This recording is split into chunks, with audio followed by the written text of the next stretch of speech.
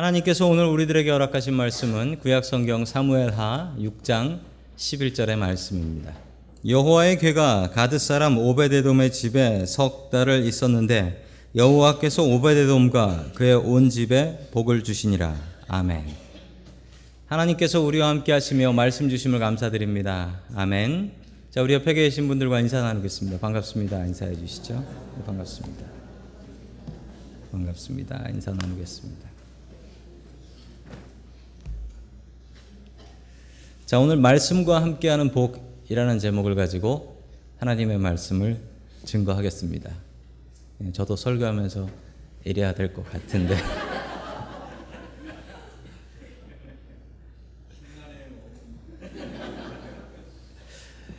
저는 말씀대로 살면 복 받는다라고 믿습니다. 그 확신이 없었으면 저는 목사 되지 않았을 겁니다. 오늘 하나님 주시는 말씀은 말씀과 함께하면 복 받는다는 말씀입니다. 오늘 말씀을 통하여 말씀의 복을 누리며 살아갈 수 있기를 주의 이름으로 간절히 축원합니다. 아멘. 첫 번째, 하나님께서 우리들에게 주시는 말씀은 경험보다 말씀을 의지하라 라는 말씀입니다. 사람에게 있어서 경험은 참 중요하죠. 살다 보면 이 경험이라는 게 쌓이기 시작합니다. 사람에게 경험이 자꾸 쌓여나가면 이상한 현상이 발생하는데 그 경험을 의지하게 된다라는 사실입니다. 자, 이 이야기는 사사시대에서부터 왕정시대로 넘어가는 때입니다. 사사시대는 사사기죠. 저지스. 사사들이 나왔던 시대고, 이 왕정은 사울 왕을 비롯해서 왕들이 세워졌을 때입니다. 그렇게 바뀐 가장 큰 이유는 뭐였냐면 강력한 군대가 필요했기 때문입니다. 왜냐하면 이스라엘 바로 옆에 블레셋이라는 강력한 적들이 있었기 때문이죠. 이들을 컨트롤하기 위해서는 이 사사로는 안 되고 왕이 생겨서 왕이 군대를 지휘해야지 빨리빨리 나가서 싸울 수 있었다. 그래서 왕이라는 것이 생기기 시작합니다. 자, 그리고 다윗 왕 때의 이야기입니다. 다윗이 왕이 되었습니다. 사무엘하 6장 1절 말씀 같이 봅니다. 시작. 다윗이 다시 이스라엘에서 정병 3만 명을 징집하여서. 아멘. 다윗은 성공적인 왕이었습니다. 다윗은 훌륭한 군인이었고 군대를 잘 만들었죠. 아주 훌륭한 군인이었습니다. 자, 그랬던 그가 3만 명을 모았다라고 합니다. 군인 3만 명을 모았습니다. 자, 그리고 나서 그들을 통해서 했던 일은 그때까지 버려졌던 법궤, 하나님의 말씀, 이 법궤라고 하죠. 하나님의 궤, 법궤라고 하는 이것이 버려져 있었는데 그것을 다시 다윗성으로 가져오려는 그 운송 작전을 시작하게 됩니다. 자, 당시에 하나님의 궤는 어디에 있었냐면 아비나답이라는 사람의 집에 있었습니다. 아비나답이라는 사람. 이 왜 하나님의 법궤가 저기에 있냐면 원래는 성막 타버나클이라고 하는 성막 안에 있었는데 블레셋하고 전쟁하다가 뺏겼어요. 뺏겼다가 돌려받아서 아비나답의 집에 지금 보관하고 있는 것이었습니다. 그런데 그렇게 보관한 세월이 얼마냐면 약 70년 동안이나 아비나답의 집에 그냥 뒀던 거예요. 그렇게 사람들이 하나님의 말씀에 관심이 없었습니다. 자, 계속해서 3절의 말씀 같이 보겠습니다. 시작. 그들이 언덕 위에 있는 아비나답의 집에서 하나님의 궤를 꺼내서 새 수레를 싣고 나올 때 아비나답의 두 아들 우사와 아히오가 그 새 수레를 몰았다. 아멘. 그 3만 명이 에스콜트를 했던 이유는 거기가 바로 블레셋 옆이라서 혹시 또 뺏길까봐 3만 명의 군인들이 옆에서 에스콜트를 했습니다. 자, 그리고 이것을 나르는데 새로 수레를 만들었다고요. 하나님의 법궤를 나르는데 어떻게 쓰던 걸 하냐고 정성을 다해서 수레를 새로 만들어요. 그리고서 아비나답의 두 아들 우사하고 아히오가 있었는데 우사하고 아히오한테 이걸 좀 옮겨달라라고 부탁을 합니다. 그런데 사고가 생깁니다. 왜 사고가 생겼냐면 이 백성들이 너무 좋아서 길에 나와서 나팔을 불고 북을 치고 그 앞에서 춤을 추면서 노래를 불렀더니만 소가 놀랬어요. 소가 놀랍니다. 저 그림에 보면 소가 끌고 있는데 사람들이 옆에서 저러니까 소가 처음 보는 광경이라 소가 놀래버립니다. 자, 6절 말씀 같이 보겠습니다. 시작. 그들이 나곤의 가장 마당에 이르렀을 때에 소들이 뛰어서 괴가 떨어지려고 하였으므로 우사가 손을 내밀어 하나님에게를 꼭 붙들었는데. 아멘. 소가 놀래가지고 소가 뛰기 시작하니까 그냥 상자가 떨어질 것 같았어요. 하나님의 말씀 상자가 떨어질 것 같았어요. 그래서 몰고 있었던 우사가 떨어지지 않게 하려고 손을 내밀어 하나님에게를 꼭 붙들었습니다. 우사는 어떻게든 이 귀한 하나님의 말씀을 지켜보려고 애를 썼습니다. 우사가 뭘 잘못했습니까? 수레새로 만들어서 잘 나르면서 떨어질 것 같아 손으로 잡았는데 우사가 죽었어요. 우사가 죽었어요. 어떤 분들은 우사가 이름 때문에 웃다가 죽은 거로 생각하시는데 그러지 않아요. 우사는 하나님의 말씀 궤를 손으로 잡았다가 죽었습니다. 왜 그렇게 죽었을까요? 아니, 뭘 잘못했다고 하나님이 우사를 죽이세요? 그런데 그 이유가 있습니다. 우리 민수기 4장 15절 봅니다. 시작.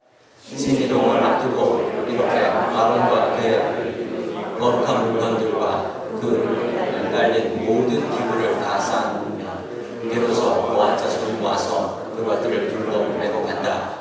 그때 거룩한 물건들이 몸에 닿았다가는 죽는다. 아멘. 써져 있네요. 만지면 죽는다고 써져 있네요. 이걸 우사가 몰랐던 거죠. 게다가 하나님의 말씀, 이 법궤는 절대로 그 칼트 수레에 넣어서 옮기면 안 돼요. 제사장들이 어깨에 메고 옮겨야 돼요. 칼트에 옮기면은 그거는 물건이에요. 사람들이 볼 때 그 물건으로 생각해요. 그래서 하나님께서는 거룩하고 높은 제사장들이 자기의 어깨로 매라고 했어요.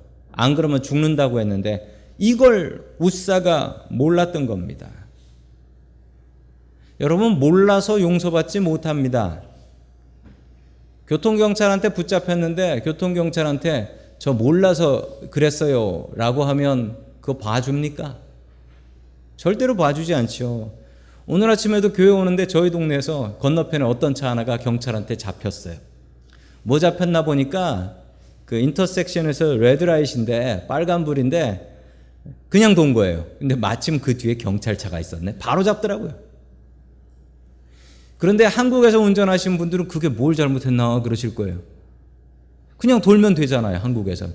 근데 미국에선 인터섹션에서 레드라이트면 풀 스탑하고 돌아야 되잖아요. 또 한국에서는 정지라고 해서 스탑이라고 써져 있는데 거기에 쓰는 사람 아무도 없어요. 한국은 스탑에 안 서요. 근데 미국은 스탑에서 안 쓰면 티켓 줘요. 몰랐다고 하면 어떻게 될까요? 알라고 하면서 티켓 줘요. 알라고 하면서 트래픽 스쿨 가세요? 그러면서 티켓 줍니다. 알아야 합니다. 모르면 이렇게 골탕을 먹어요. 모르면 낭패를 당해요. 그런데 우리가 하나님의 말씀을 알면 알수록 우리한테 커지는 게 있는데 우리의 경험과 고집이 세집니다. 경험과 고집이 세져요. 제가 군대에 있을 때 훈련소에서 훈련 받을 때인데 조종사 한 분이 오셔가지고 강의를 해주신 적이 있었습니다. 제가 뭐 공군 나왔으니까 이제 조종사가 와서 강의를 한번 하셨어요. 근데 그분이 뭐라고 얘기하셨냐면 조종사들한테 가르칠 때 제일 많이 가르치는 게 뭐냐면 너 자신을 믿지 말고 계기판을 믿어라. 인스트루먼트 패널. 계기판, 기계를 믿어라. 이걸 가르쳐요. 그러면 처음에 배운 새내기들은 그 말을 그대로 따라 합니다. 그래서 자기가 생각하는 것하고 상관없이 그 앞에 계기판에 인스트루먼트 패널에 나오는 것들을 보면서 그거를 따라서 합니다. 근데 문제는 이 조종사가 경력이 조금 쌓이면요. 그때는 이걸 믿지 않고 자기의 경험을 믿는데요. 그래서 사고를 낸대요. 진짜 경험이 많고 경력이 많은 조종사는 절대 자기 자신을 믿지 않습니다. 계기판을 믿어요. 근데 경험이 조금 쌓인 사람은 자기의 경험을 믿는데 우리의 사람의 경험이라는 게 너무나 혼란스럽습니다. 특히 조종사들은. 그 비행기 사고 나면 조종사 실수인 경우가 정말 많아요. 왜냐하면 기계는 별로 고장이 안 나는데 조종사들은 뭐 심한 기동을 하게 되면은 정신 잃어버려요. 제가 군대에 있었을 때 있었던 사고입니다. 비행기가 거꾸로 날아가고 있어요. 저걸 이제 배면 비행이라고 합니다. 근데 조종사가 동해바다에서 저렇게 날아가고 있었는데 바다도 파랗고 하늘도 파랗고 계기판에 있는 계기판은 분명히 거꾸로 날고 있다라고 이야기를 하는데 이 조종사가 착각을 해가지고 하늘로 올라가야지 하면서 바다로 쏙 빠져서 죽었어요. 바다로 쏙 빠져서. 참 안타까운 일이죠. 그래서 분명히 조종사들한테 가르칩니다. 네 경험을 믿지 말고 계기판 기계를 믿어라. 네 경험은 분명히 틀린다. 교회 다니면서 이런 갈등이 있습니다. 교회 다니면서 하나님의 말씀을 듣지요. 그런데도 불구하고 우리가 교회를 오래 다니게 되면 경험이라는 게 쌓이게 됩니다. 그러면 하나님의 말씀을 따라가기보다는 경험을 따라갈 때가 정말 많이 있습니다. 그래서 교회에서 제가 뭐 광고를 하고 뭘 합시다라고 해서 광고를 하면은 그 말 듣고 하는 분들은 주로 새가족들이에요. 경험이 쌓인 분들, 저거 안 해도 돼 라는 판단이 벌써 마음속에 생기는 거예요. 하나님의 말씀도 마찬가지입니다. 하나님의 말씀을 보면서도 내 경험이 먼저 앞서서 이거 이렇게 살 수 있냐? 이거 어떻게 이렇게 살아? 이렇게 못 살지? 이 마음이 마음속에 쌓여갑니다. 정말 중요한 것은 우리가 우리의 경험보다 하나님의 말씀을 더 앞장 세워야 한다라는 사실입니다. 살면 살수록 우리에겐 경험이 쌓입니다. 그러나 우리의 경험보다도 하나님의 말씀을 더욱더 의지하며 살아갈 수 있기를 주의 이름으로 간절히 축원합니다. 아멘. 두 번째, 하나님께서 우리들에게 주시는 말씀은 말씀대로 살면 복받는다라는 말씀입니다. 말씀대로 살면 복받는다. 자, 사무엘하 6장 9절의 말씀을 같이 보겠습니다. 시작. 그날 다윗은 이 일 때문에 주님이 무서워서 이래서야 내가 어떻게 주님의 궤를 내가 있는 곳으로 옮길 수 있겠는가 하였다. 아멘. 저는 이게 정말 다윗이 한 말인가 눈을 씻고 다시 봐도 다윗이 한 말이에요. 너무 당황스럽습니다. 다윗이 평생 동안 법궤를 본 적이 없어요. 하나님의 말씀을 본 적이 없어요. 그러니 실수를 할 수 있죠. 그러면 자기가 뭘 잘못했나 생각해야지 이런 소리를 하면 어떡합니까? 이래서야 하나님의 궤가 무서워가지고 어떻게 내가 사는 곳으로 옮길 수 있겠는가? 내가 뭘 잘못했나 생각하지 않고 저 하나님의 궤가 너무 무섭구나. 하나님의 말씀 무서워서 다윗성에 못 갖다 놓겠다. 이런 말도 안 되는 소리를 하고 있는 거예요. 계속해서 10절 말씀 보겠습니다. 시작. 그래서 다윗은 주님의 궤를 다윗성으로 옮기지 않고 가드 사람 오베데돔의 집으로 실어가게 하였다. 아멘. 무서워가지고 자기네 집 있는 다윗성으로 가져왔다가 또 뭔 사고 나서 누구 죽으면 어떡하나. 그래가지고 이거 가까운데 누구 있어. 그래가지고 오베데돔이라는 레위 사람이에요. 성직자죠. 이 가정집에다 갖다 놔요. 큰일 날까봐. 그리고 나서 이스라엘 백성, 다윗을 비롯한 모든 이스라엘 백성들은 이 오베데돔의 집에 무슨 일이 생기나를 보기 시작했습니다. 저거 아비나답의 집은 아들 우사가 죽었으니 저 오베데돔의 집에도 그 하나님의 말씀 들어가면 사고 난다. 누구 또 죽어나간다. 사람들이 보기 시작했습니다. 그런데 사람들이 생각한 것과는 다른 엉뚱한 일이 벌어지기 시작했습니다. 11절 같이 봅니다. 시작. 그래서 주님의 궤가 가드 사람 오베데돔의 집에서 석 달 동안 머물렀는데 그때 주님께서 오베데돔과 그의 온 집안에 복을 내려 주셨다. 아멘. 엉뚱한 일이 벌어집니다. 사람들은 저 말씀 들어갔으니까 저 집 아들 죽어나가겠네 이 생각하면서 보고 있었는데 아니 이 집이 복을 받아요. 무슨 복을 받았는지 알 수는 없지만 분명히 다른 사람들이 보면 알 수 있는, 그리고 다른 사람들이 부러워할 수 있는 그런 복이 내려버렸습니다. 이게 소문이 나요. 그 소문이 다윗한테 들어가요. 복 받았대? 그럼 다시 가져와야지. 이 마음을 먹게 되었습니다. 이 집이 왜 복을 받았습니까? 이 집이 복 받은 건 성경에 딱 하나가 나와요. 이 집에 하나님의 말씀이 들어갔다. 이 얘기 말고는 안 나와요. 아마 레위인이니까 하나님의 말씀을 하나님의 법대로 잘 모셨겠죠. 이 집에 하나님의 말씀이 들어가고 나니 이 집이 복 받아서 이 집 복 받은 소문이 쫙 다 퍼져 버렸습니다. 저는 이 기간을 좀 비교해 봤습니다. 아비나답의 집에 하나님의 말씀이 있었던 시간은 약 70년. 오베데돔의 집에 하나님의 말씀이 있었던 것은 정확히 석 달. 제가 이 기간을 비교해 보니 280배의 차이가 납니다. 누가 더 많은 수고를 했습니까? 아비나답이 더 많이 수고했습니다. 그런데 아비나답은 집에 아들이 죽어나가고 오베데돔은 별로 수고 안 했습니다. 그런데 오베데돔의 집은 복을 받고 하나님의 말씀이 얼마나 오래 있었냐가 중요한 게 아니네요. 하나님의 말씀을 얼마나 제대로 믿고 살았는지가 중요하네요. 교회 오래 다닌 게 중요한 게 아니네요. 하나님의 말씀 바꿔서 그 말씀대로 살려고 하는 게 중요하네요. 저는 하나님의 말씀이 들어가면 복 받는다라고 저는 분명히 믿습니다. 그 하나님의 말씀이 들어간 그 사람이 복 받고 그 가정이 복 받습니다. 여러 번 말씀드렸지만 저희 집은 가정 예배를 드립니다.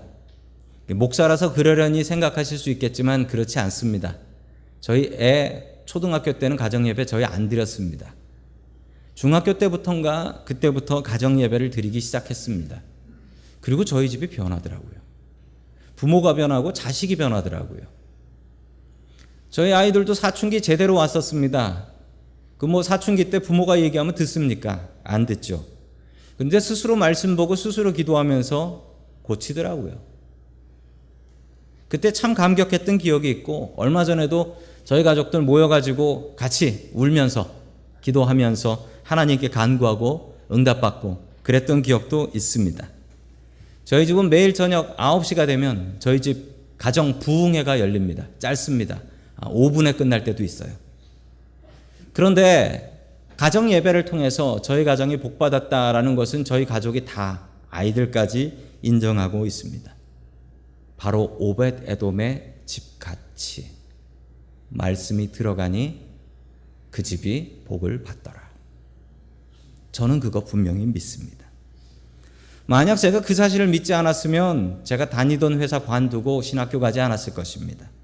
저는 말씀대로 살면 복 받는다. 분명히 믿습니다. 그리고 우리가 말씀대로 살아서 복 받아야 됩니다. 저 사람 교회 다니더니 홀딱 망했대. 이러면 그거 보고서 누가 교회 나오고 싶겠어요?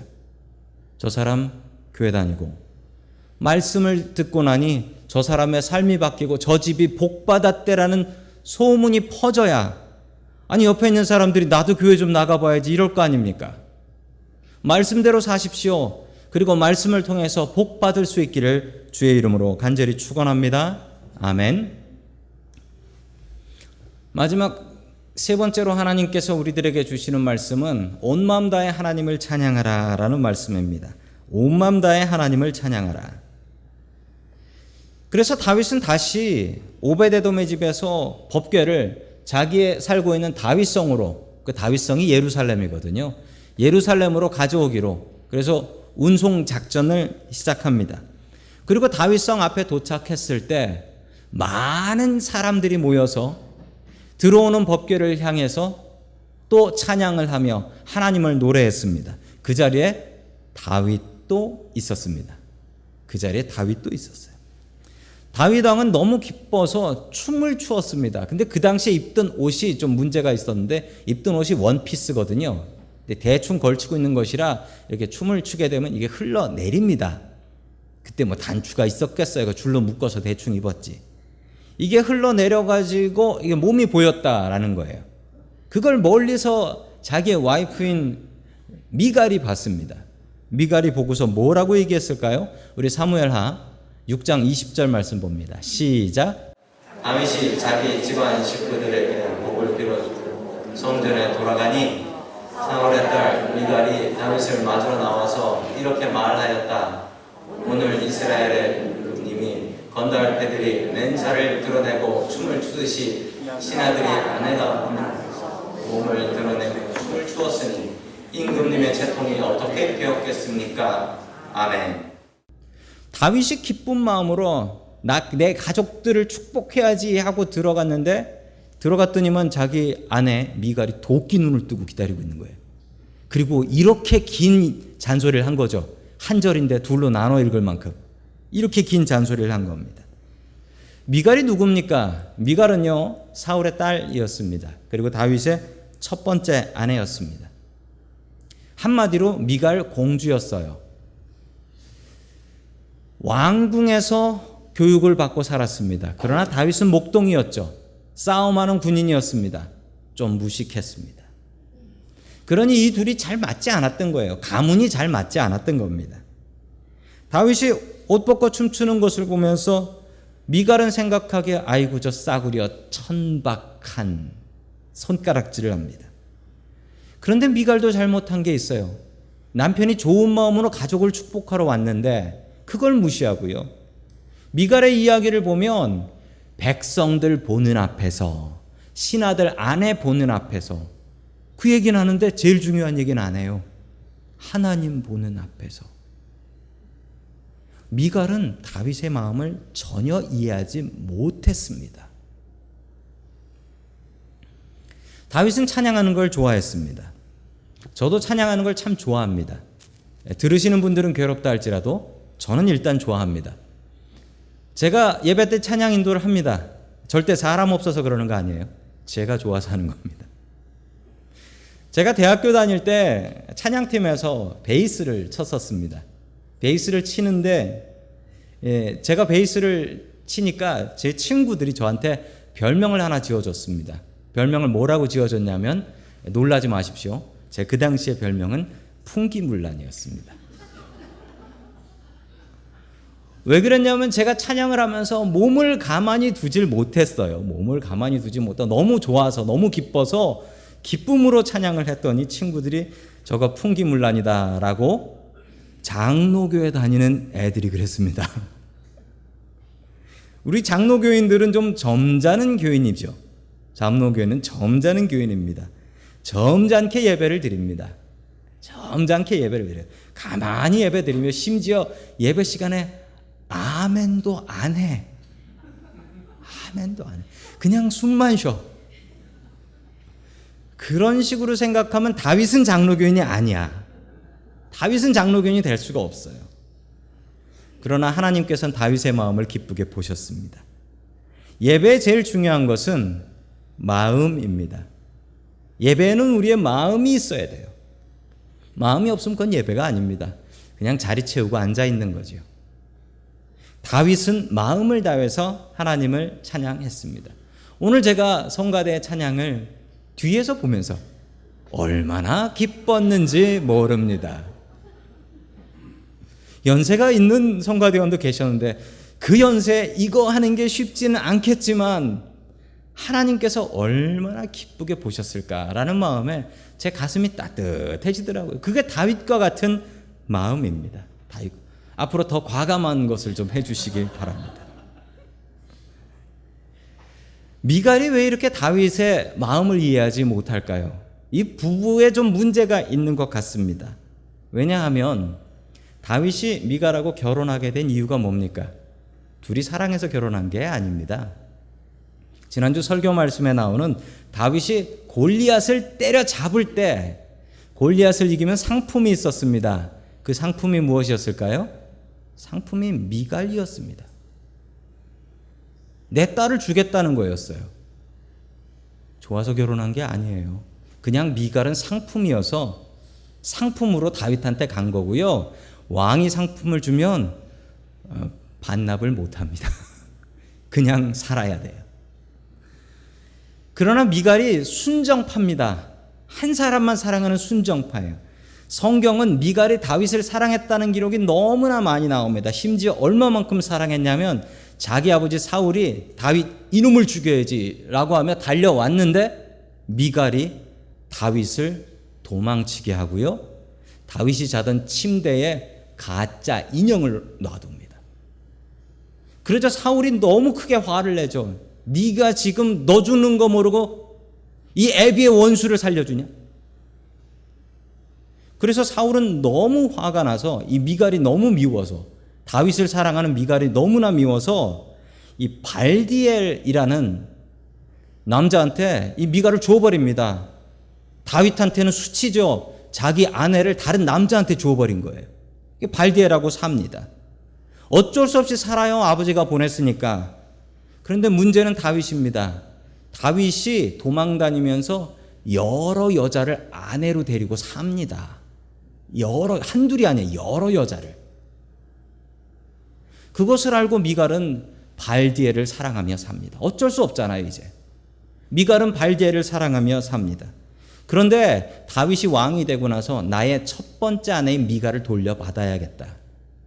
다윗이 미갈을 사랑했다는 말은 성경에 없습니다. 왜냐하면 첫 번째 내 아내고 내 상품이고 그리고 사울의 딸이니까 내가 데리고 살아야지, 안 그러면 저 베냐민 지파가 나를 지지하지 않아요.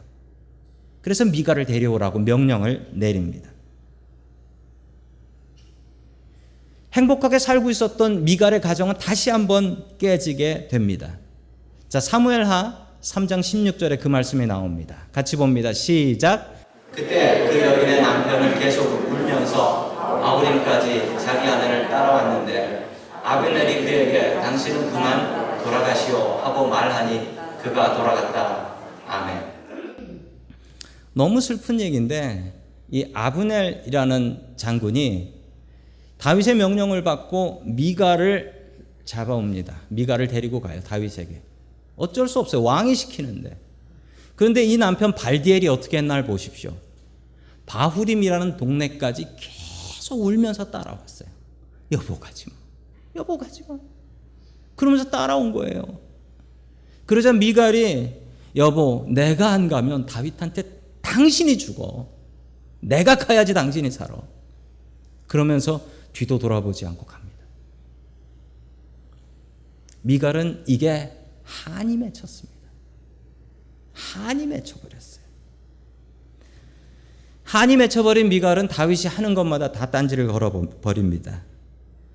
다윗이 가지고 있었던 믿음도 꼴보기 싫었고, 다윗이 백성들 앞에서 춤을 추는 것도 보기 싫었고, 다 무시해버리고 싶었습니다. 사무엘하 6장 23절 말씀 같이 봅니다. 시작.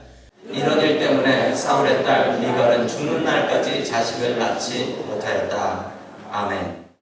저는 이 말씀을 보고서 하나님께서 벌을 주셨구나 생각했는데, 저에게 구약학을 가르치셨던 박준서 교수님께서 이렇게 말씀하셨습니다. 이건 부부관계가 안 좋았다는 겁니다 라고 설명을 하셨어요.